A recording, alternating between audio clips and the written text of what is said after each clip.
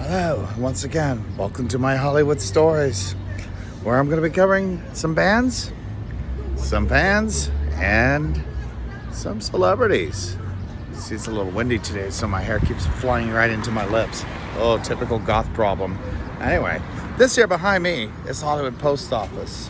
Now, not to be confused with this building a little bit further down here, which was featured in an Elvis movie. This is where you'll run into some famous people. In fact, it's right here on this spot. Little Richard would pull up on his limousine and he'd stare at me and he'd give me this look. It was a look of resentment and a bit of bitterness. And I felt sad for him because I think deep down he was looking at me like this is what he wanted to be. But the way his father beat him around and made him feel full of shame for being who he was, he could never be that. Fear of religion.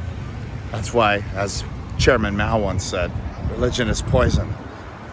So, you run into celebrities here now and then.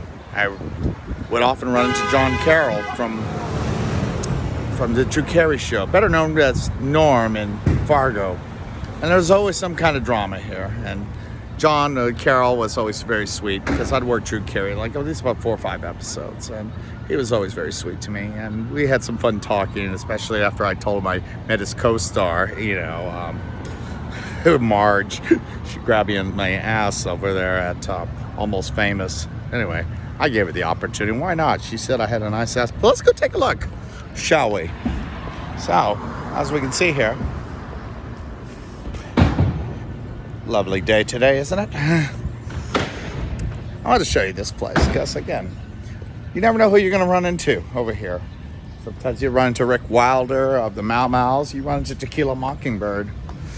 And other times, you run into people you didn't expect to see.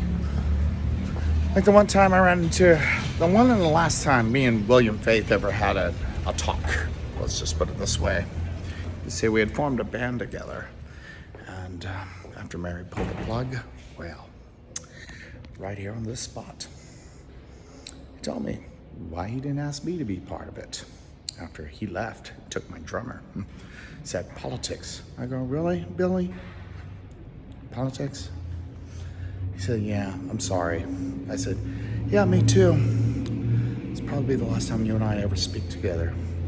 And shortly after, Faith in the Muse became something, but whatever.